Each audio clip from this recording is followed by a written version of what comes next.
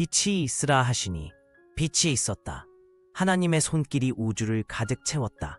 광활한 어둠 속에서 별들이 반짝이며 생명의 숨결이 시작되었다. 아무런 흠도 없이 완전한 세상, 모든 것이 하나님의 뜻대로 움직였다. 그 순간 창조의 기쁨이 온 우주를 감싸며 하나님의 공의와 사랑이 처음으로 드러났다. 에덴 동산, 하나님의 손길로 가꾸어진 낙원, 아담과 하와가 평화롭게 걸으며 하나님의 형상대로 창조된 모습을 드러냈다. 모든 생명이 조화를 이루며 하나님의 사랑이 그들에게 가득했다. 인간은 하나님의 자녀로서 완전한 관계 속에서 살아가고 있었다.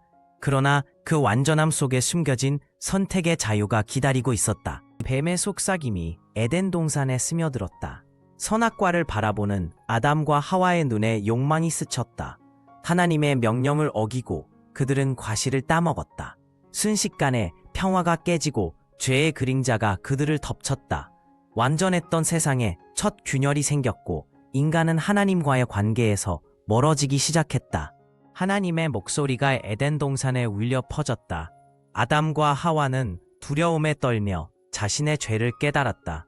눈물을 흘리며 뒤를 돌아보는 그들의 모습에서 슬픔과 후회가 느껴졌다.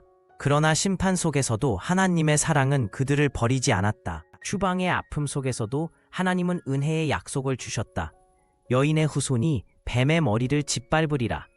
이 말씀은 구원의 희망을 안겨주었다. 하나님의 사랑은 심판을 넘어 인간을 다시 찾으려는 열망으로 가득 차 있었다. 이 약속은 역사의 흐름 속에서 점점 더 선명해졌다. 시간이 흘러 하나님의 공의는 역사 속에서 드러났다. 홍수로 세상을 심판하시고 소돔과 고모라를 불로 멸하셨다. 이 모든 것은 죄에 대한 하나님의 응징이었다. 그러나 심판 속에서도 하나님은 의인을 구원하셨다. 공의와 사랑은 하나님의 역사 속에서 늘 함께했다. 예언자들이 하나님의 말씀을 전하며 회개를 촉구했다. 그들은 하나님의 공의가 심판으로 드러날 것이라고 경고했다.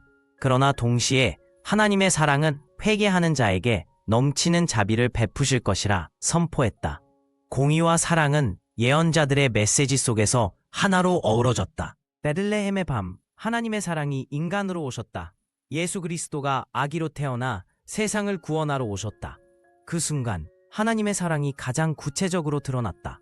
공의와 사랑은 예수의 탄생 속에서 하나가 되었다. 이제 모든 인류를 위한 구원의 문이 열렸다. 십자가 위에 달리신 예수, 그곳에서 하나님의 공의와 사랑이 만났다. 예수는 우리의 죄를 대신 짊어지시고 하나님의 공의를 이루셨다. 동시에 그 희생은 하나님의 사랑을 가장 크게 보여주었다. 어두운 하늘 아래 모든 인류를 위한 구원이 완성되었다. 빈 무덤, 부활하신 예수. 그 순간 하나님의 사랑이 승리했다. 예수의 부활은 공의와 사랑이 완성된 순간이었다. 이제 모든 믿는 자에게 구원의 길이 열렸다. 하나님의 공의와 사랑은 부활을 통해 영원한 생명의 약속으로 완성되었다.